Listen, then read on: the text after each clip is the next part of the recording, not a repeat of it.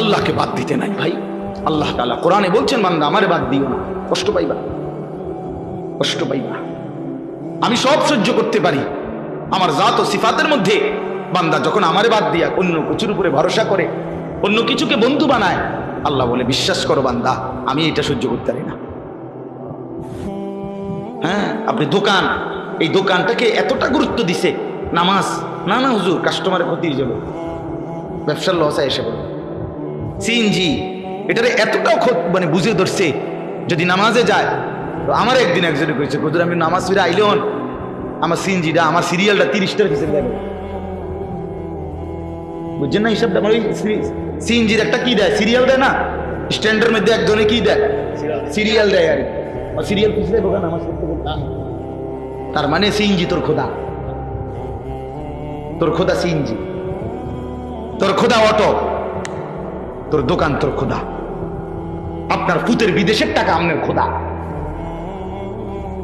এই জন্য সুদে পারো, কিস্তিতে পারো, জানলে পারো, হারাম হারাম। আল্লাহ বলছে সুদ হারাম, রাখো মিয়া, কিস্তি হারাম, আর থো মিয়া হুজুর মিয়া, আমার টাকা দরকার। আল্লাহর কথা বাদ দেন। এইভাবে গায়রুল্লাহর উপরে নির্ভর করে এরপরে সন্তানকে বিদেশ পাঠাইছে। 3 বছর লাগছে না, 2 বছর লাগছে না, তারপর আল্লাহর রহমতে বিয়ে করিয়া এখন আব্বা বুঝেন তো কি আর এরকম সময় আসেনি, এই সংসারে থাকতে পারে না, শহরে থাকবো, দূর ফুলাফানি মানুষ করবো, জিভূত মানুষ করবো, বাপ মারে বাদ দিয়ে এখন জিভূত মানুষ করবো। আমরা বুঝি না তার জন্য। আর এখন কি হইলো, আল্লাহরেও হারাইলেন, সন্তানরেও হারাইলেন।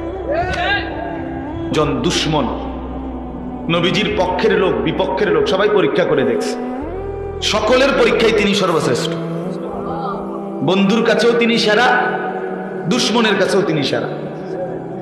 নবীজি সাল্লাল্লাহু আলাইহি সাল্লামের সমকক্ষ বিকল্প আরেকজন কোন মহামানব কেউ পৃথিবীতে দাঁড় করাইতে পারে না, কোন ধর্মের কাছে নাই, কারো কাছে নাই। নবী সাল্লাল্লাহু আলাইহি ওয়াসাল্লামের কোন একটি নীতি রীতি এর ব্যতিক্রম, অন্য কোনটা এর চাইতে সুন্দর, এর চাইতে যুক্তিসঙ্গত, এরকম কিছু পৃথিবীতে এখন পর্যন্ত প্রমাণিত হয়নি। নবীজি সাল্লাল্লাহু আলাইহি সাল্লাম যেভাবে চুল রাখছেন, যেভাবে চেহারার আকৃতি ছিল, যেভাবে ঘরে সংসারে টয়লেটে বাথরুমে খানায় ঘুমে সর্বকিছুতে তিনি যেভাবে করছেন, যেটা এটাই সবচেয়ে সুন্দর। যা সুন্নত তাই আহসান, যেটাই সুন্নত এটাই সবচেয়ে সুন্দর নবীজি সাল্লাল্লাহু আলাইহি সাল্লাম। এর ব্যতিক্রম কোনো কিছুই সুন্দর না, এর সমকক্ষ হইতে পারে না। এই জন্য আমরা যদি এটা বুঝি, তো রাসূলুল্লাহ সাল্লাল্লাহু আলাইহি ওয়াসাল্লামের সাহাবীদের মধ্যে এই আমলই ছিল, ওনারা আল্লাহর কথা, নবীজির কথা বসেই শুনতেন, বসেই শুনতেন। কোরআনুল কারীমের মধ্যে আছে, মুসা আলাইহিস সালামকে আল্লাহ তাআলা তুর পাহাড়ে কথা বলার জন্য যখন তুর পাহাড়ের মধ্যে মুসা আলাইহিস সালাম আসছেন, তো প্রথম কথা বলার সময় আল্লাহ বলছেন ফাখলা'না আলাইক, সরাসরি কোরআনের আয়াত। আল্লাহ তাআলা বলছেন, হে মুসা তোমার পায়ের জুতা খোলো। এরপরে বলছেন ওয়া আনাখতারতুকা ফাসতামি' লিমা ইউহা, আমি তোমাকে নির্বাচিত করেছি, এখন তুমি আমার কথা মনোযোগ দিয়ে শোনো। তাহলে বোঝা গেল আগে জুতা খোলো, এরপরে বলছে এখন আমি আল্লাহর কথা মনোযোগ দিয়ে শোনো, সরাসরি কোরআন। হযরত জিবরাইল আলাইহিস সালাম নবীজি সাল্লাল্লাহু আলাইহি সাল্লামের কাছে মানুষের আকৃতিতে আসছেন, আয়েশা নবীজির সামনে বসছেন আদবের সাথে। এরপরে বিভিন্ন দ্বীনি বিষয় জিজ্ঞেস করছেন, মাল ঈমান, ঈমান কি, মাল ইসলাম, ইসলাম কি, মাল ইহসান, ইহসান কি। এই যে মাওলানা মুফতি বেলায়েতুল্লাহ ভাই এতক্ষণ ইহসানের উপরে অনেক কথা বললেন, তো এগুলো জিজ্ঞেস করছেন, নবীজি উত্তর দিছেন। তো উনি চলে যাওয়ার পরে নবীজি বললেন, এই যে যিনি আসলোই মাত্র উনি মূলত জিবরাইল। সাহাবীদেরকে বললেন তোমরা কিভাবে দ্বীন শিখবা, তো সেটা তোমাদেরকে জিবরাইল হাতে কলমে দেখায় দেবে। ওই জন্য দ্বীন শিখতে হয় বসে বসে। এই ছেলেগুলো কোনোভাবেই বাংলা কথাটা বুঝলো না, এরা এখনো দাঁড়ায় আছে, মানে এটা তো কোনো আখলাক হইতে পারে না ভাই। চলে গেলে ভালো, চলে গেলে কোনো সমস্যা নেই, সবাই বা আল্লাহর কথা শুনতে হবে, এটা কোনো জরুরি বিষয় না। কথা বুঝছেন না? একটাই, এখানে যত মানুষ সবাইকে আর এখানে বসছি, তো এটা তো সবাই শুনতে হবে জরুরি না। 2-4 জন না শুনলে তেমন কিছু যায় আসে না, কিন্তু উচিত তো আদবের সাথে শুন, আদবের সাথে শুন। বাস্তবতা এটা। আমরা যদি আখলাক দেখাই, আল্লাহ বরকত দিবে। আখলাক দেখাই, এটা জরুরি বিষয়, এটা গল্প না, কাহিনী না। এই জন্য আমরা মেহেরবানি করে, ওই ছেলে, এই বাচ্চা, এটা কি জল থেকে একটা মোবাইল নিয়ে ঘুরতেছে, জি বাপ। তো এই কারণে আমি এটা সবসময় চেষ্টা করি। দেখেন, মানুষের জিন্দেগি পরিবর্তনের জন্য আল্লাহর কথা, এই মাহফিল, এই প্যান্ডেল, এই আয়োজন।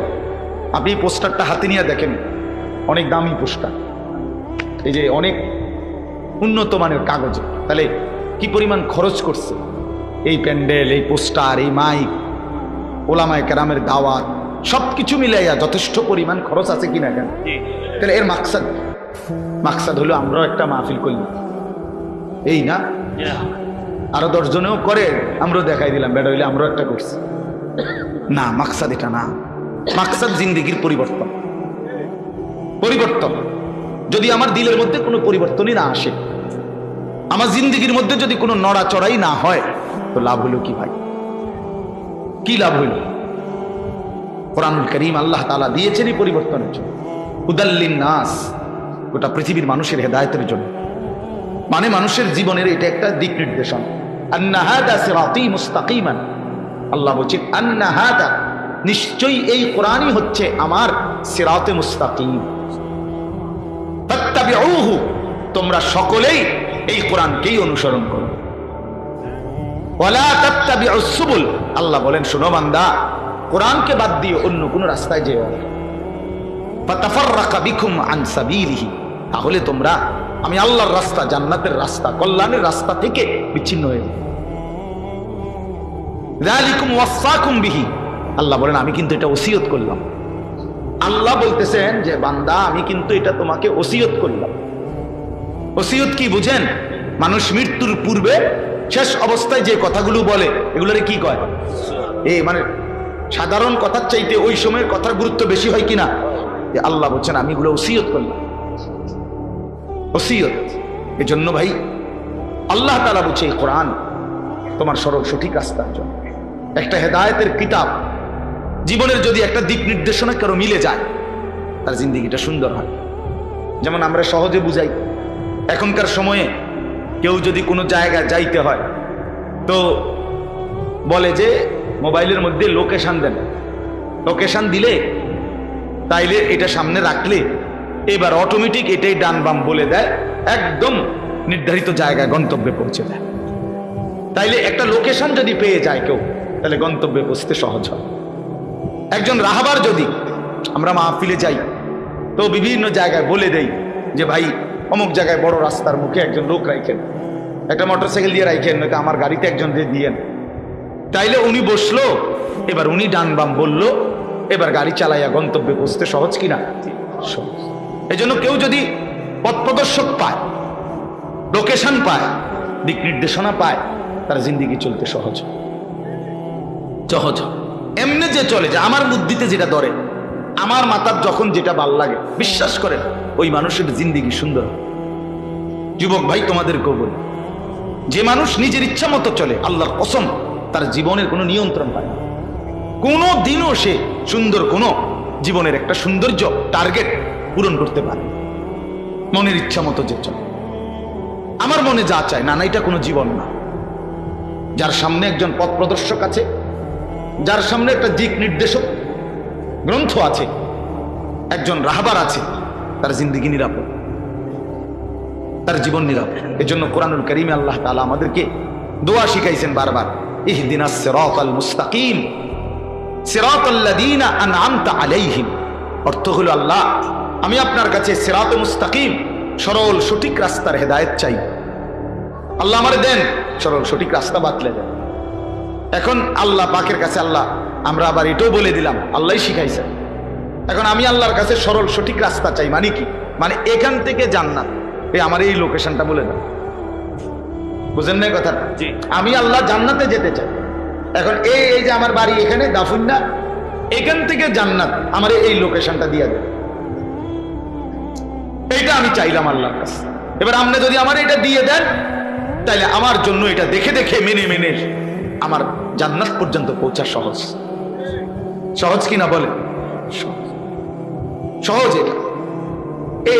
এই তখন আল্লাহ তাআলা বান্দাকে দুইটা জিনিস দিছে। একটা হলো এই যে কিতাব কোরআনুল কারীম দান করছেন, আরেকটা হলো রাসূলুল্লাহ সাল্লাল্লাহু আলাইহি ওয়াসাল্লামকে দান করছেন। একজন রাহবারও দিলাম, কিতাবও দিলাম। কিতাবুল্লাহ রিজালুল্লাহ। আল্লাহ বললেন, বান্দা সিরাতে মুস্তাকিম চাচ্ছ, জান্নাতের রাস্তা চাচ্ছ, কিতাবের মধ্যেও দিয়ে দিছি, বুঝাইয়া দেওয়ার মতো রাসূলও দিয়ে দিছি। এবার আর ভুল হওয়ার কোনো সুযোগ নেই, রাস্তা হারাবার কোনো যুক্তি নাই। বিশ্বাস করেন, আমি সবসময় এটা বলি, আল্লাহ যার রব, মুহাম্মদ সাল্লাল্লাহু আলাইহি সাল্লাম যার রাসূল, কোরআন যার কিতাব, ইসলাম যার ধর্ম, এই চারটি সর্বশ্রেষ্ঠ দৌলত নিয়ামত যার আছে, সে নষ্ট হবে কেন? সে চরিত্রহীন হবে কেন? সে বরবাদ হবে কেন? কিসের অভাবে মিয়া তুমি হারিয়ে গেলা? কিসের অভাব? এই চারটাই তো সর্বশ্রেষ্ঠ। আল্লাহই সর্বশ্রেষ্ঠ, মুহাম্মদ সাল্লাল্লাহু আলাইহি সাল্লাম সর্বশ্রেষ্ঠ, কিতাব কোরআন সর্বশ্রেষ্ঠ, ইসলাম সর্বশ্রেষ্ঠ। তাহলে চারটি সর্বশ্রেষ্ঠ নিয়ামত আমার কাছে আছে, আল্লাহ আমার দিছে, আমি এরপরও পথহারা হব? এটা কেমন কথা? কত বড় জুলুম, কত বড় জুলুম! এই জন্য এর চাইতে বড় দুর্ভাগ্য আর কারো হইতে পারে না যে আল্লাহকে পেয়ে ভুল পথে চলে গেল, রাসূল সাল্লাল্লাহু আলাইহি সাল্লামের মতো নিয়ামত পেয়ে ভুল পথে চলে গেল, কোরআনের মতো দৌলত পাইয়া জাহান্নামের রাস্তায় চলে গেল, ইসলামের মতো ধর্ম পেয়ে জাহান্নামের রাস্তায় গেল। কেন? কেন? আমি এবার আপনার উত্তরবঙ্গ দাওয়াত ও তাবলীগের মেহনতে ছিলাম। মিয়া সাহেব ৭২ বছর বয়স্ক চাচা, হিন্দু, ওনার 2 ছেলে মুসলমান। তো 2.5 ঘন্টা আমরা 3 জন আলেম ওনারে কালেমার দাওয়াত দিছিলাম, ইমানের দাওয়াত। তো 2.5 ঘন্টা বলার পরেও, বুঝানোর পরেও, চেষ্টার পরে ওনার মুখ দিয়া একটা বার এই কালেমা লা ইলাহা ইল্লাল্লাহ এই শব্দটা উচ্চারণ করাইতে পারি। উনি বলতেছেন আমি এটা পড়ব। উনি এমনি কথাগুলো মানে, বাংলা কথাটি মানে। উনি বলছে ঈশ্বর অদ্বিতীয়, ঈশ্বরের কোনো অংশীদার নাই, এটা উনি কয়, কিন্তু লা ইলাহা ইল্লাল্লাহ এটা কইতে রাজি না।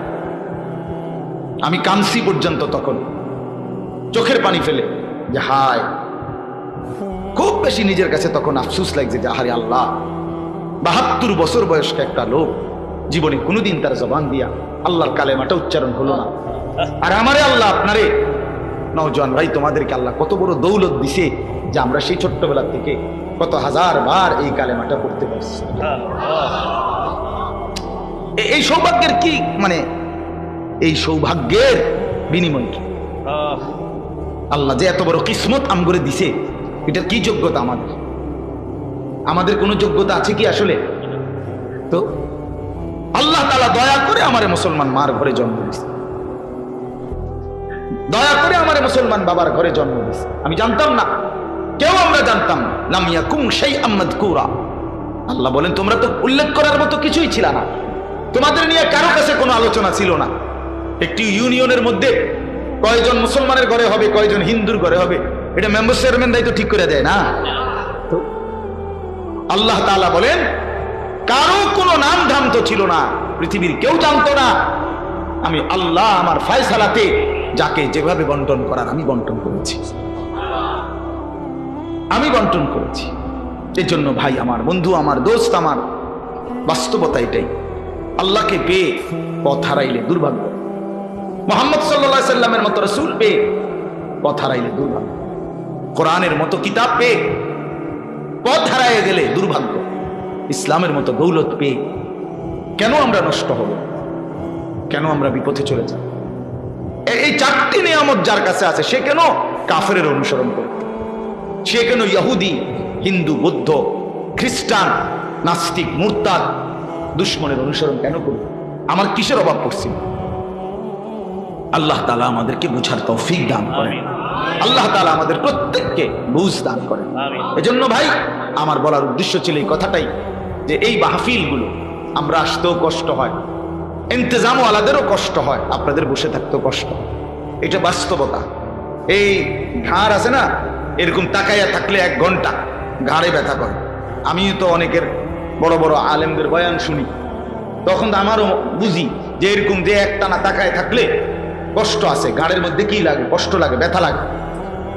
তাহলে এই কষ্ট করে যদি আমি শুনলাম আল্লাহর কথা, আয়োজন করলাম, আসলাম আমরা, বিনিময়ে আমাদের কোনো পরিবর্তন হলো না, তো কি হলো ভাই? হলোটা কি? তুমি যুবক তোমার মতোই রয়ে গেলা বছরের পর বছর, তো আল্লাহর কোরআন তোমার উপরে কি প্রভাব ফেললো? এই ওয়াজ, এই নসিহত তোমার মধ্যে কোনো পরিবর্তন আনলো না। কলিজা এত পাথর হয়ে গেল, দিল এত শক্ত হয়ে গেল ভাই এই অল্প বয়সে। তোমরা ছেলেরা আগে চিন্তা করো আমার এই কথাটা, মাত্র 18 বছর বয়সে তোমার কলিজা এত বড় শক্ত হয়ে গেছে যে একটা সেজদা দিতে মন চায় না। তুমি নাফরমানের বয়স যখন 60 বছর হবে, তো তোর কলিজা কেমন পাথর হবে?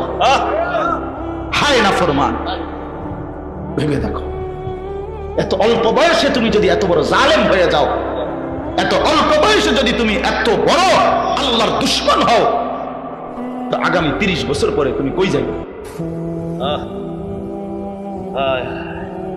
চিন্তা করেন, ইনসাফের সাথে ভাবেন। এত অল্প বয়সে সে এমন গাদ্দার, 14 বছর বয়স, মাত্র 12 বছর বয়স, কিন্তু একটা নামাজ, একটা ওয়াক্ত নামাজ পড়ে না। আরে মুসলমানের বাচ্চা এত বড় অসভ্য কেমনে হইল? মুসলমানের বাচ্চা এত বড় নিকৃষ্ট কেমনে হইল বলে? আপনি বলেন না, ভাবেন, বয়স কত, মাত্র এই কুদ্দুর বয়সে এত বড় গাদ্দার হয়, আল্লাহর সাথে এত বড় বিদ্রোহ। আল্লাহ তাআলা কোরআনুল কারীমের মধ্যে বলছে, বান্দা আমার লগে লড়াই করে এত পারতা না। পারবে আসলে? আল্লাহর সাথে লড়াই করে, যুদ্ধ করে আমরা পারবো আসলে? তো আল্লাহর হুকুম অমান্য করে কার সাথে লড়াই করছেন? কার বিরোধিতা করছেন ভাই? আমার ছেলেরা বলো ভাইয়া। বেলায়েত ভাই বলছেন নামাজের কথা, কেন নামাজ পড়তে মন চাবে না? আমি মুসলমান না? নবী সাল্লামের 23 বছরের এই মেহনত আমাদের জন্য, তো সেটা যদি আমরাই প্রত্যাখ্যান করি তো গ্রহণ করবে কে? বলেন না। নবীজি সাল্লাল্লাহু আলাইহি সাল্লামের চুল, দাড়ি, লেবাস, পোশাক, হাঁটা চলা, খানা পিনা, আহার নিদ্রা, পেশাব পায়খানার সুন্নাত, এগুলো যদি আমাদের পছন্দই না হয়, তো এই নবীজির 23 বছরের মেহনত কার জন্য? কাফেরের জন্য না, হিন্দু বুদ্ধের জন্য। তো তাহলে বলে, একটা ছেলে বলো ভাই, তুমি একটা বারো নবীজি সাল্লাল্লাহু আলাইহি সাল্লামের মতো কোনো কিছুই অনুসরণ করলা না, তো তুমি মুসলমান পরিচয় দেওয়ার পরে তোমার কাছেই ভাল লাগে না ইসলাম, কোরআন, তো ইসলাম কার জন্য? কার জন্য? আল্লাহ তাআলা, খোদার কসম, আল্লাহ জিজ্ঞেস করবে হাসা, এমনি ছেড়ে দিবে না। আয়াহসাবুল ইনসানু আন ইউতরাকা সুদান। রব্বুল আলামিন বলেন, মানুষ তুমি কি ভেবেছো আমি তোমাকে এমনে এমনে ছেড়ে দেব? না বান্দা, এমনে এমনে ছেড়ে দেব না। আল্লাহ তাআলা বলেন, আহসাহুল্লাহু ওয়া নাসূহ।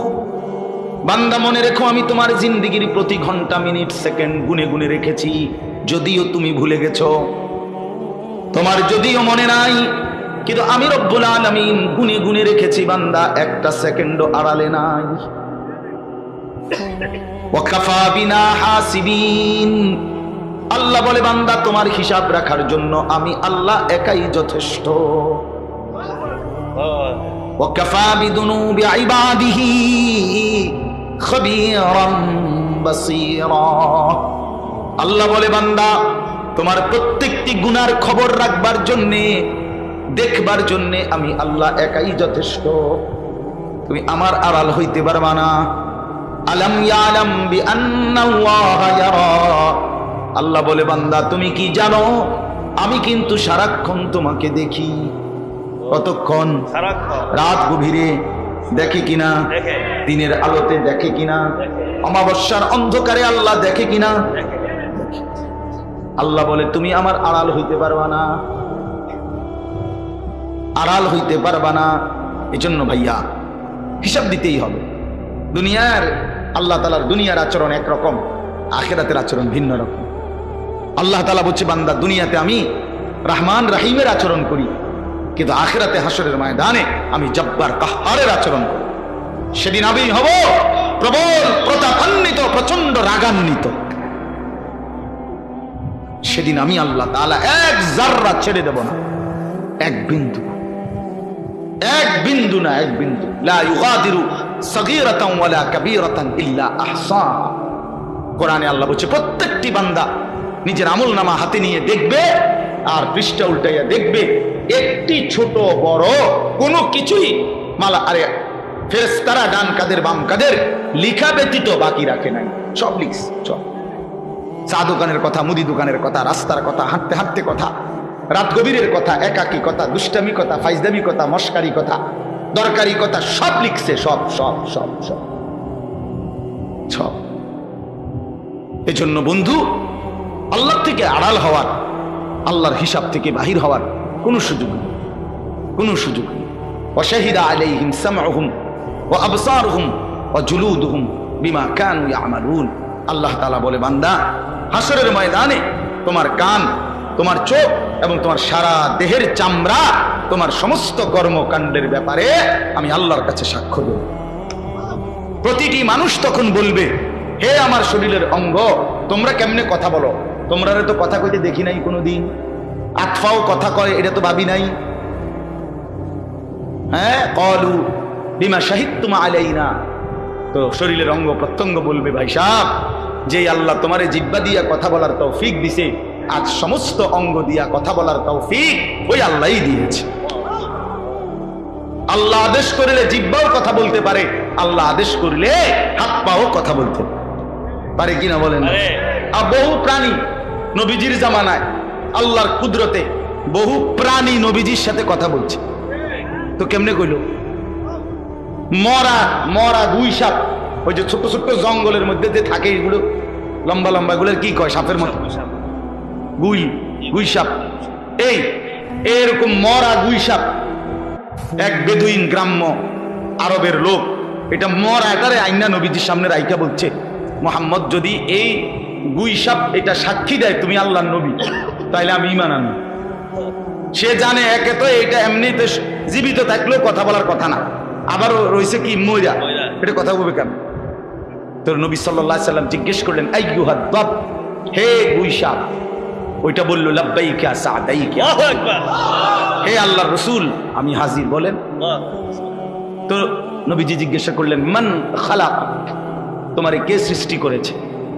হ্যাঁ, তো তিনি বললেন, ওই গুই সাপ বলল খালাকানি ওয়া খালাকাকা, খালাকা মান খালাকাস সামাওয়াতি ওয়াল আরদ, আমাকে এবং আপনাকে সৃষ্টি করেছেন ওই একজনই, সাত আসমান ও জমিন সৃষ্টি করেছেন। জি, আল্লাহু আকবার, তিনি আল্লাহ, তিনি আল্লাহ। এবার নবীজি বললেন মান আনা, বলো তো আমি কে, আমি কে বলো, চেনো তুমি আমারে? তো গুই সাপ বলছে আনতা রাসূল রাব্বিল আলামিন, আল্লাহু আকবার, আপনি মহান আল্লাহ পাকের রাসূল। কাদ আফলাহা মান সাদাকাকা, আপনারে যে সত্য মনে করেছে সে সফল হয়েছে। ওয়া কাদ খাবা মান কাযাবাকা, আপনারে যে মিথ্যা মনে করেছে সে বরবাদ হয়েছে। ফাআসলামাল আরাবী, অতঃপর সেই গ্রাম্য বেদুইন লোকটি কালেমা পড়ে মুসলমান হয়েছে। তা তাইলে কি বুঝাবে? রাসূলুল্লাহ সাল্লাল্লাহু আলাইহি ওয়াসাল্লামের জামানাতেই তো নবীজির সাথে কথা বলছে, তাহলে আল্লাহ হুকুম করলে যে কোনো কিছুই কি করতে পারে? কথা বলতে। এই জন্য ভাই রাত অনেক হয়েছে, আমরা খুব দেরি করতে চাই না। নিজেকে আল্লাহকে বাদ দিয়ে আখেরাতকে ভুলে গিয়ে বাবাদেরকেও বলি, মাঝ বয়সী ভাইদেরকেও বলি, কেউ নিজেরে চালাক মনে করেন। আমার অনুরোধ, আমি প্রতিদিন একই কথা, আল্লাহরে বাদ দিয়া অন্য কিছুর উপরে ভরসা করেন না। না ব্যবসার উপরে, না চাকরির উপরে, না ক্ষেতের উপরে, না দোকানের উপরে, না সিএনজির উপরে, না অটোর উপরে, না বিদেশের ছেলেটার উপরে, কারোর উপরে না। বাপ আল্লাহকে বাদ দিয়ে কাউকে বন্ধু বানাবেন না। মুমিনের বন্ধু শুধুই আল্লাহ। মুমিনের সমস্ত হাজাত রাওয়া, মুমিনের সমস্ত ছোট্ট থেকে ছোট্ট, বড় থেকে বড় সব প্রয়োজন পূরণকারী শুধুই একজন আল্লাহ। নবীজি সাল্লাল্লাহু আলাইহি সাল্লাম বলছে, উম্মত যদি তোমার স্যান্ডেলের ফিতাটাও ছিঁড়ে যায়, তোমার স্যান্ডেলের যদি ফিতা ছিঁড়ে যায়, কাউরে বইল না, আগে তোমার আল্লাহরে বলো যে আল্লাহ আমি এটা মুসিবতে পড়ে গেছি, আমার স্যান্ডেলের ফিতা ছিঁড়ে গেছে, আপনি সাহায্য করেন, আপনি সাহায্য। এত ছোট বিষয়ের ব্যাপারে পর্যন্ত নবীজি বলছেন কার দিকে ফেরো? আল্লাহর দিকে ফেরো। ওয়ালাল্লাহি ফালিয়াতাওয়াক্কালিল মুমিনুন, আল্লাহ বলেন সমস্ত মুমিনদের উচিত আল্লাহর উপরেই ভরসা করা। আল্লাহ বলেন মুমিন বলে কাকে? ওয়ালা রাব্বিহিম ইয়াতাওয়াক্কালুন, সব বিষয়ে যে আল্লাহর উপরে ভরসা করে। কার উপরে? আল্লাহর নবী বলেন উম্মত মনে রেখো, সারা পৃথিবী যদি একত্রিত হয়ে তোমার কোনো উপকার করতে চায় পারবে না। উপকার কেবল সেটাই হবে যেটা আল্লাহ তোমার জন্য লিখে রেখেছেন। সারা পৃথিবী মিলে যদি তোমার কোনো মুসিবতে ফেলতে চায় কেউ পারবে না। মুসিবত, বিপদ, অ্যাক্সিডেন্ট সেটাই হবে যেটা আল্লাহ তোমার জন্য লিখে রেখেছেন। নবীজি বলছেন ওয়ালাম আন্নাল উম্মাতা লাউ ইজতামাআত আলা আন ইয়ানফাউকা বিশাইইন লাম ইয়ানফাউকা ইল্লা বিশাইইন কাদ কাতাবাহুল্লাহু লাক। মাখলুক কোনো উপকারও করতে পারে না, মাখলুক কোনো ক্ষতিও করতে পারে না। এক গাড়িতেই একজন অ্যাক্সিডেন্ট হয়, আরেকজন বাইচা যায়। তো বাইচা যায় কেন? ওইটা অ্যাক্সিডেন্ট করলো কেন? আল্লাহ করে, আল্লাহর ফয়সালা। কথা বলেন না কেন? আমি আমার বন্ধুর সাথে এক মোটরসাইকেলে ছিলাম 2021 সালে। আমার পাউটা ভাঙ্গা গেছে অ্যাক্সিডেন্টে, ওর কিচ্ছু হয়েছে না, ওকে একটু সুতা ব্যথাও পাইছেন। সে মোটরসাইকেল চালাইছে, আমি পিছনে এমনি বইয়া আছি, আমার পাওটা ভাঙ্গা গেছে। আজও সেই পাও একটু আমার কাছের থেকে দেখলে কেউ বুঝবে আমি সোজা, পুরা সোজা হাঁটতে পারি, একটু খোঁড়া হাঁটতে পারি, কিন্তু ওই হাঁটাটা আর কি করি পারি না, সোজা হাঁটতে পারি না। তো আল্লাহ তাআলাই যা সমস্ত ফয়সালা আল্লাহ। আমরা মুসলমান বাপ, আমরা ইমানদার। আল্লাহকে বাদ দিলে মুমিনের কোনো মূল্য থাকে না। কোরআন শরীফে আছে আল্লাহকে যে বাদ দেয়, আল্লাহর সাথে যে শিরিক করে, বিশ্বাস করেন, ফাকান্নামা খাররা মিনাস সামা, আল্লাহ বলেন তারে যেন ফেরেশতা সাত আসমান থেকে মাটিতে ছুঁড়ে মারে। যা নাফরমান, একটা লাথি মারে, একটা লাথি। মুশরিক, আল্লাহ বলেন আমারে বাদ দিলি বেঈমান, শয়তান থেকে যা। ফাকান্নামা খাররা মিনাস সামা ফাতাখতাফুহু আত-তায়রু আও তাহদি বিহির রিহু ফি মাকানিন সাহিক। আল্লাহ বলেন মুশরিক, আমি আল্লাহর সাথে যে শিরিক করে, আমারে বাদ দিয়া গায়রুল্লাহর উপরে যে ভরসা করে, অন্য কিছুর উপরে যে ভরসা করে, যে কোনো ব্যাপারে নির্ভর করে, তা আমি আল্লাহ তাআলা যেন তারে সাত আসমান থেকে ছুঁড়ে ফেলে দিলাম। এবার কোন পাখি তারে ছোঁ মেরে চিল উড়াইয়া নিয়ে গেল, অথবা ঝড়ো বাতাস তারে কোনো মরুভূমিতে উড়াইয়া ফেলায় দিল। যা, এবার আর সে কোথাও তৃপ্ত হয় না, এবার আর কোথাও তৃপ্ত হয় না। মুশরিক কোনদিন স্থির হইতে পারে না। আল্লাহরে বাদ দিলে বন্ধু আর কোথাও নিরাপদ আশ্রয় মিলে না। ফামান লাম ইয়াজআলিল্লাহু লাহু নূরান ফামা লাহু মিন নূর। আল্লাহ বলেন আমার আলোক থেকে যে বঞ্চিত, তার জন্য আর কোথাও কোনো আলো নাই। ওয়ামান ইউদ্লিলিল্লাহু ফামা লাহু মিন হাদ। আল্লাহ বলেন আমি যারে পথ হারা করে দেই, সে আর কোথাও পথ পায় না, পথ পায় না। তোমরাই দেখো ছেলেরা, এই যে কয়জন ছেলেরা বসছো ভাইয়া, তুমি দেখো তোমার জিন্দগির কোনো সৌন্দর্য আসেনি এই পর্যন্ত। কোন ধরনের চুল কাটলে সুন্দর হয় এটার কোনো স্থির সিদ্ধান্ত নিতে পারছো নি? কোন ধরনের গেঞ্জি গাও দিলে তোমারে সুন্দর দেখায় এটার একটা চূড়ান্ত সিদ্ধান্ত নিতে পারছো নি? কেমনে হাঁটলে, কেমনে খাইলে, কার লগে আড্ডা দিলে, কি করলে ভাল লাগে তোমার কাছে, তোমার নিজস্ব কোনো স্থির সিদ্ধান্ত নাই। কিন্তু আমরা আলহামদুলিল্লাহ 43 বছর হায়াতে আজ পর্যন্ত আর পাঞ্জাবিও বদলাইতে হয় নাই, টুপিও বদলাইতে হয় নাই, দাড়িও বদলাইতে হয় নাই, লুঙ্গিও বদলাইতে হয় নাই, কিচ্ছুতে বদলাইতে নাই। আগে বুঝে নিছি রাসূলুল্লাহ সাল্লাল্লাহু আলাইহি সাল্লামের সুন্নাত কোনটা, এবার বুঝে ফেলছি মৃত্যু পর্যন্ত এটাই আমার ডিজাইন। খালাস। আল্লাহকে যে ছেড়ে দেয়, রাসূলকে যে ছেড়ে দেয়, সে আর কোনো ঘাটে স্থান পায় না। তার জিন্দিগি ছন্ন ছাড়া, ছন্ন ছাড়া, দুর্বল। এজন্য আল্লাহর উপরে ঈমান, আল্লাহর সাথে মহাব্বত, আল্লাহকে আঁকড়াইয়া ধরা, এটাই মজবুত। এটা গুরুত্বপূর্ণ বিষয়, এটা গুরুত্বপূর্ণ বিষয়। বিশ্বাস করে ঈমান সবচেয়ে বড় সম্পদ। এই পৃথিবীটা যদি আপনি 10-12 পান, আরে ভাইয়া, আর যদি আল্লাহকে হারাইয়া ফেলেন, আল্লাহর কসম আপনি কিছুই পান না। পৃথিবীর কিছু না পেয়ে জীর্ণ কুঠিরেও কেউ যদি ইমানদার হয়, হাসরের ময়দানে সে দেখবে বাদশাহ। আমার শায়েখ আল্লামা মুফতি মুশতাকুর নবী সাহেব বলেন, হায় কত কোটিপতি দুনিয়াদার হাসরের ময়দানে গিয়ে দেখবে ফকির, কত জীর্ণ শীর্ণ গরিব দুঃখী ইমানদার হাসরের ময়দানে গেলেই দেখবে বাদশাহ। বাদশাহ, বাদশাহ। এজন্য ভাই এটা জরুরি বিষয়, আল্লাহকে ছাড়তে নাই। আল্লাহকে বাদ দিলে আর কিছুই থাকে না। আল্লাহই মুমিনের বন্ধু, মুমিনের বন্ধু সবচেয়ে প্রিয় আল্লাহ। ওয়াল্লাযীনা আমানু আশাদ্দু হুব্বান লিল্লাহ। কোরআনে আল্লাহ বলছেন, যারা মুমিন তাদের সবচেয়ে বেশি ভালোবাসা আল্লাহর জন্য। কার জন্যে? বান্দা যখন আল্লাহকে পুরা ভালোবাসে, আল্লাহও বান্দাকে পুরা ভালোবাসে। এই ভালোবাসা যখন পূর্ণ হয়, আল্লাহ আর ওই বান্দারে জমিনে থাকতে দেয় না, নিজে ডাইকা নিজের কাছে নিয়ে যায়। হ্যাঁ হ্যাঁ, ইয়া আইয়াতুহান নাফসুল মুতমাইন্না ইরজিই ইলা রাব্বিক রাদিয়াতাম মারদিয়া। আল্লাহ তখন নিজেই ডাক দেয়, হে পবিত্র আত্মা আমার, তুমি আমি রবের কাছেই ফিরে চলে আসো, আমিও তোমার উপরে সন্তুষ্ট, তুমিও আমার উপরে সন্তুষ্ট। রাদিয়াতাম মারদিয়া। বান্দা যখন জমিন থেকে বলে, আল্লাহ আমি আপনাকে ভালোবাসি, আমি আপনার উপরে রাজি, আসমান থেকে আর শাজিম থেকে আল্লাহও বলে, বান্দা আমিও তোর উপরে রাজি। এবার বান্দা যখন বলে আমিও রাজি, আল্লাহও বলে আমিও রাজি। এবার আল্লাহ নিজেই ডাক দেয়, তাইলে আর জমিনে থাইকা লাভ নাই, আমার বান্দা আমার কাছেই চলে আসো। ফাদখুলি ফি ইবাদি ওয়াদখুলি জান্নাতি। আল্লাহ ডাক দিয়ে বলে, বান্দা আমার এমন মহব্বতের আরো কিছু বান্দা ওইখানে আছে, ওইখানে ঢোকো, একসাথে হয়ে আমি আল্লাহর জান্নাতের মধ্যে আসো। হ্যাঁ ছেলেরা, ভাইয়া, বাবারা, আপনারা মনে করেন না আমরা বেকুব? হ্যাঁ, আপনি বেকুব ভাইবেন না। আমরা দুনিয়া নিয়ে কামড়াই না, কামড়া কামড়ি করি নাই বন্ধু। বেকুব মনে করছো তুমি? হ্যাঁ, আমরা পড়ালেখা করি নাই, সিরা খাইয়া বড় হইছি, বুঝবো না কেন?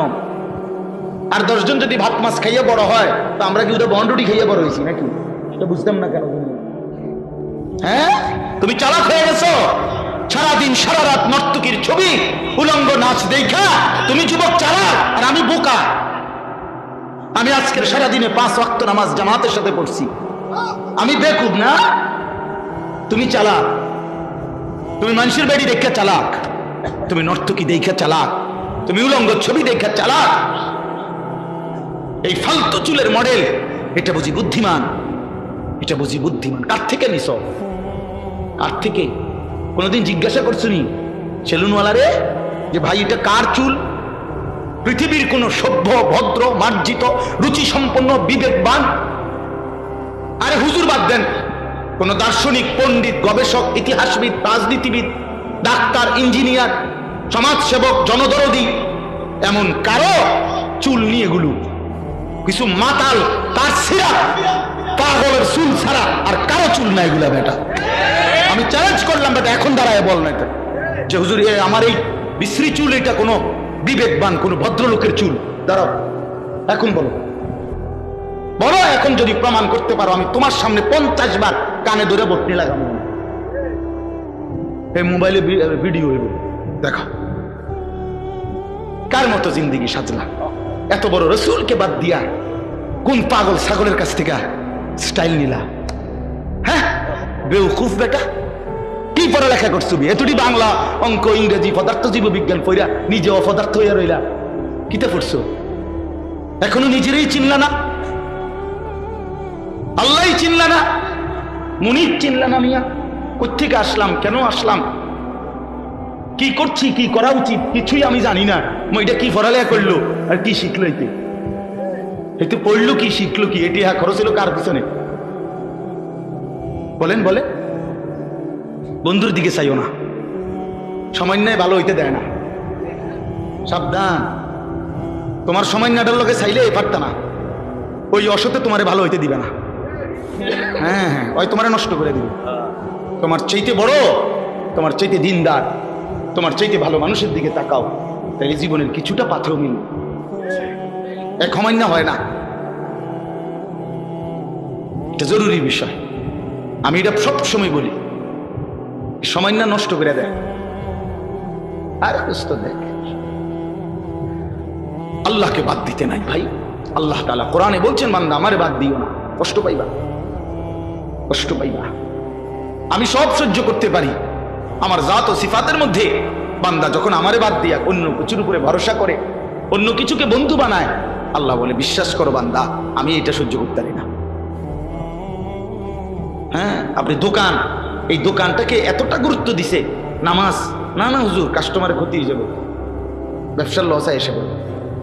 সিএনজি এটারে এতটাও মানে বুঝে ধরছে, যদি নামাজে যায় তো আমার একদিন একজনে কইছে, হুজুর আমি নামাজ ফিরে আইলেও আমার সিএনজিটা, আমার সিরিয়ালটা 30টার পিছনে যাবে।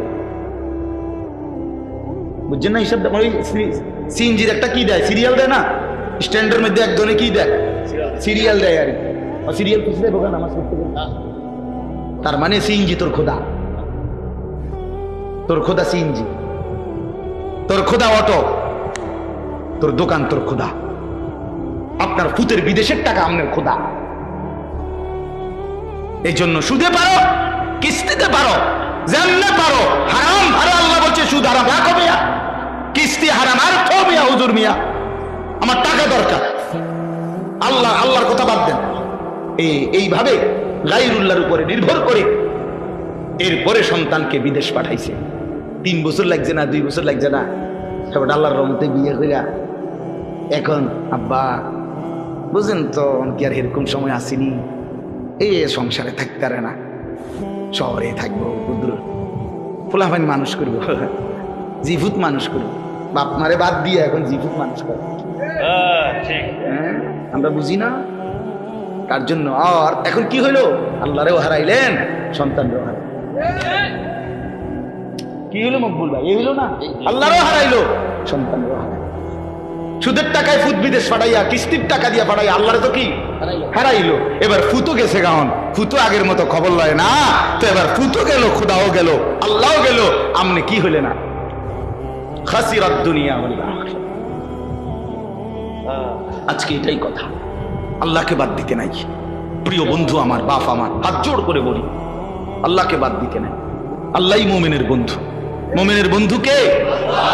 আল্লাহ। সব সইতে পারে, আমলের কমতি আল্লাহ তাআলা মাফ করে দিতে পারে, কিন্তু আল্লাহর জাতের মধ্যে, আল্লাহর উপরে নির্ভরতার ক্ষেত্রে আল্লাহ বলে আমারে বাদ দিলে আমি আর সহ্য করতে পারি না। আল্লাহ বলেন বান্দা আমি সব মানতে পারি, কিন্তু আমি শিরিক মানি না, আমারে বাদ দিলে আমি মানি না। অন্য কাউরে বন্ধু বানাইবা না, অন্য কিছুর উপরে ভরসা করো। ভরসা করতে হবে কার উপরে? বন্ধু বানাবেন কাকে? একটা সুন্দর ঘটনা শুনেন, আমরা শুনছি বড় আলেমদের মুখে। ওই বড় পীর আব্দুল কাদের জিলানী রাহমাতুল্লাহর নাম শুনছেন না, সবাই জানেন তো। ওনার কাছে একদিন এক মহিলা আসছে পর্দার আড়ালে, আয়েশা বলতেছে হুজুর আমার একটা ছোট্ট কথা আছে। তো বলতেছে কি বলো? তো ওই মহিলা পর্দার আড়াল থেকে বলতেছে হুজুর বিশ্বাস করেন আল্লাহ তাআলা আমাকে অনেক বেশি রূপ সৌন্দর্য দান করছে, আমি অনেক সুন্দরী নারী, আমার আল্লাহ যথেষ্ট পরিমাণ রূপ যৌবন সৌন্দর্য দান করছে। শরীয়তের অনুমতি নাই, এই জন্য আপনারা দেখাইলাম না, কিন্তু মুখে বললাম। কিন্তু হুজুর আমি আসছি একটা তদবিরের জন্য। কি তদবির? আমার স্বামী আমার এত যথেষ্ট রূপ সৌন্দর্য থাকার পরেও আমার স্বামী আমারে বাদ দিয়া অন্য মহিলার দিকে নজর দেয়, সম্পর্ক পরকিয়া, আমি এটা সহ্য করতে পারি না, আপনি আমারে কোনো তদবির থাকলে দেন। এই বড় পীর আব্দুল কাদের জিলানী রাহমাতুল্লাহ একটা চিৎকার দিয়া বেহুশ হয়ে গেছে। হুঁশ আসার পরে ওনার খাদেমরা জিজ্ঞেস করছে হযরত মহিলা একটা তদবির চাইলো, এই আমনের কি হইলো যে আপনি চিৎকার দিয়ে উঠলেন, আপনি কেন বেহুশ হয়ে গেলেন? তখন তিনি বলেন বাবা শোনো, এই মহিলার এই কথা আমারে বহুত বড় এক সবক দিল।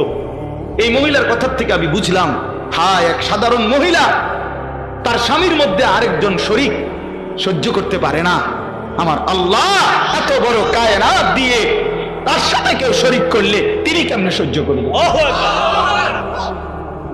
বুঝেন নাই কথাটা? এত কিছু দিয়া আল্লাহ আমারে পাইলা যদি আমি সেই আল্লাহর সাথে শরীক করি, আল্লাহ কেমনে সহ্য করি? আমি বেডির কথা থেকে এটা বুঝছি। হ্যাঁ, কারে বাদ দিলেন ভাই? সারাদিনে আল্লাহর নামটা মুখ দিয়ে বাইর হয় না। কত বড় নিকৃষ্ট মুসলমান! সারাটা দিনে 24টা ঘন্টার মধ্যে আল্লাহকে একটা সেজদা দিতে মন চায় না। কত বড় গাদ্দার এটা, কত বড় নিকৃষ্ট এটা, কত বড় অসভ্য! কি আশ্চর্য এটা! এভাবে আল্লাহকে মানুষ বাদ দিয়ে ফেলে এক মুসলমান হইয়া, এক মুমিন হয়ে। এই জন্য এবার মজার কথা হলো, আমি আয়াতের তর্জমা বলবো, আগে শুধু বাংলা এমনি বুঝাই। আল্লাহ তাআলা বলছে, বান্দা শোনো, আমারে বাদ দিয়া যে যাকে বন্ধু বানাইলা সে যেন মাকড়সার মতো। কিসের মতো? আল্লাহকে বাদ দিয়ে অন্য কিছুর উপরে যে ভরসা করে, বন্ধু বানায়, প্রিয় বানায়, সে যেন একটা মাকড়সা। ওই লোকটা যেন একটা মাকড়সা। কেমন মাকড়সা? যে মাকড়সা একটা বড় যত্ন করে ঘর বানাইলো। মাকড়সার ঘর দেখছেন? কথা বলছেন না? বলেন না। মাকড়সা চিনেন? ওই যে হাতির মতো ছোট্ট, এই মাকড়সার জাল মানে মাকড়সার ঘর খুব সুন্দর করে সে বানাইলো। তো আল্লাহ তাআলা বলেন, এবার তোমরাই বলো, এই পৃথিবীর মধ্যে যত ঘর আছে তার মধ্যে সবচেয়ে দুর্বল ঘর মাকড়সার ঘর। নাকি এর চাইতে দুর্বল কোনো ঘর হয় চাচা? মাকড়সার ঘর। এটা যদি একটু বাতাস আসে, ছিঁড়া বিড়া পড়ে যাবে। একটা 6 মাসের বাচ্চাও যদি তার হাতালগি দেয়, পড়ে যাবে। এত দুর্বল ঘর। আল্লাহ তাআলা বলেন, ঠিক এরকম ভাবে আমি আল্লাহকে বাদ দিয়ে যে বা যারা অন্য কিছুকে বন্ধু বানায়, অন্য কিছুর উপরে ভরসা করে, তারা যেন মাকড়সার মতো যে একটা ঘর বানাইলো আমারে বাদ দিয়া অন্য কিছুর উপরে। আর মনে রেখো, সামান্য ঝড়ে সবচেয়ে দুর্বল ঘর মাকড়সার ঘর, আমি আল্লাহরে বাদ দিয়েও সে যাকে ধরলো, এইটাও তার জন্য ঠিক এরকম ক্ষণিকের মধ্যেই, অচিরেই, অল্প সময়ের ব্যবধানে এটা হারিয়ে যায়। ওই নেতা না থাকবে না, ওই ঘর থাকবে না, আপনারে রাইখাই। আরে মিয়া, আপনার দোকানের জাকাত রাইখাই ওরা আপনারে কবরে পাঠাইবে। আপনার ঘর আপনার ঘরের মধ্যে রাইখাই আপনারে কবরে পাঠাইবে। আপনার সন্তানরা, পরিবারের বাচ্চারা, স্ত্রী সন্তানরা আপনারে, তারা মাটির উপরে থাইকা আপনারে মাটির নিচে দাফন করবে। আপনি যাদের জন্য আল্লাহকে ছেড়ে দিছিলেন, যে সংসারে হাসি ফুটানোর জন্য, বউ বাচ্চার সংসার করার জন্য আপনি এক ওয়াক্ত নামাজ পড়তে পারেন নাই, আল্লাহকে ডাকতে পারেন নাই, আল্লাহরে ভুলে গেছেন বহু আগে। আল্লাহ তাআলা বলেন, তুমি একটা মাকড়সার ঘর বানাইছো। তুমি মনে রাখো বান্দা, মাকড়সার ঘর টিকে না। ঠিক আমারে বাদ দিয়া যে যাকে ধরছো সেটাও টিকবে না, টিকবে না। আমারে বাদ দিয়া কোনো নেতা, আমারে বাদ দিয়া কোনো কর্মী, আমারে বাদ দিয়া কোনো দল, আমারে বাদ দিয়া কোনো পার্টি, যার উপরে ভরসা করবা সেটা টিকবে না, সেটা থাকবে না। 2:30টার পরে, পরের দিনের 2:30টা পর্যন্ত আর খুঁজেও পাওয়া যায় না। বেশিক্ষণ লাগে, 2:30টার থেকে পরের দিনের আর 2:30টা যায় না। 2:30টায় যখন ভাগছে, তো পরের দিনের 2:30টা পর্যন্ত আর কিচ্ছু নাই, কিচ্ছু নাই। তো 16 বছরের সাজানো সংসার কই গেল? হ্যাঁ, 16 বছরের নেতারা কই? 16 বছরের কর্মীরা কই? 16 বছরের দাপট কই? 16 বছরের অহংকার কই? 16 বছরের বড়াই কই? কই বাবা? মাতালুল্লাযীনা ইত্তাখাযু মিন দুনিল্লাহ। এই তরজমা শুনেন। আল্লাহ বলেন, আমি উদাহরণ দিচ্ছি বান্দা, আমি আল্লাহকে বাদ দিয়ে অন্য যা কিছুকে বন্ধু বানায় যারা, কামাসালিল আনকাবুত, তারা যেন মাকড়সার মতো। কিসের মতো? ইত্তাখাযাত বাইতান, যে একটা ঘর বানিয়েছে মাকড়সা।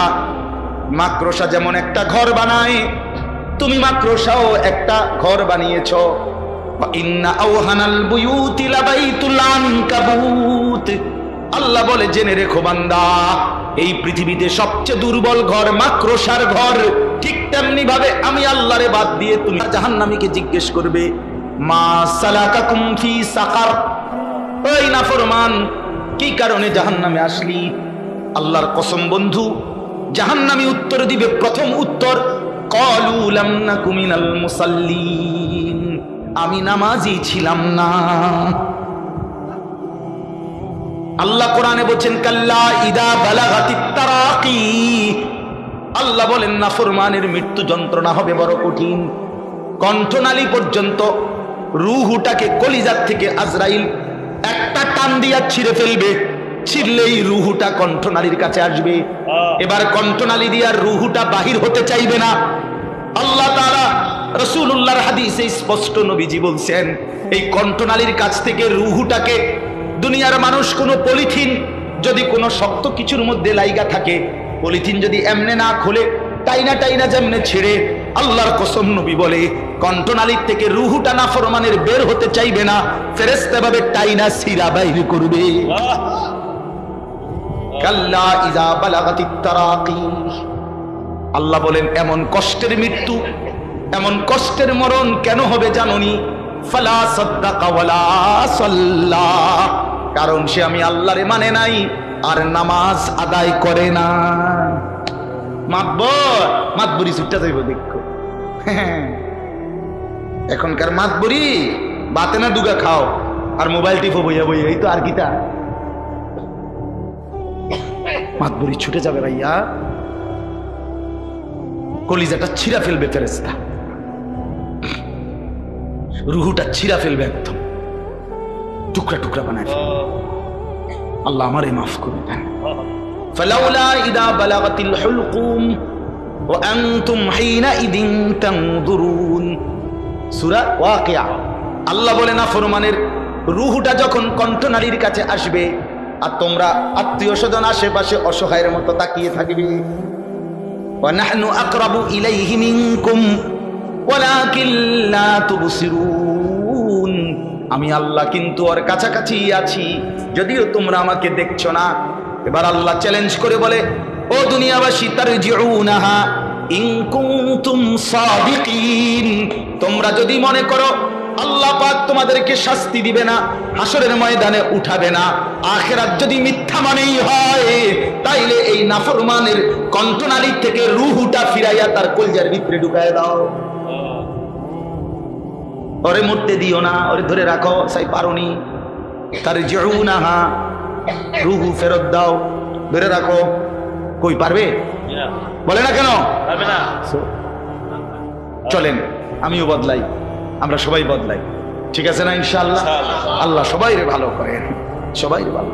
আল্লাহ বলেন লাউ কানু ইয়ালামুন, আমার বান্দা যদি এই কথাটা বুঝতা, এটাই ভালো হতো যে আমারে বাদ দিলে তোমার ভালো হয় না, আল্লাহরে বাদ দিলে কি হয় না? ভালো, মাকড়সার ঘর হয়, মাকড়সার ঘর টিকে না। ইন্নাল্লাহা ইয়ালামু মা ইয়াদউনা মিন দুনিহি মিন শাই, আল্লাহ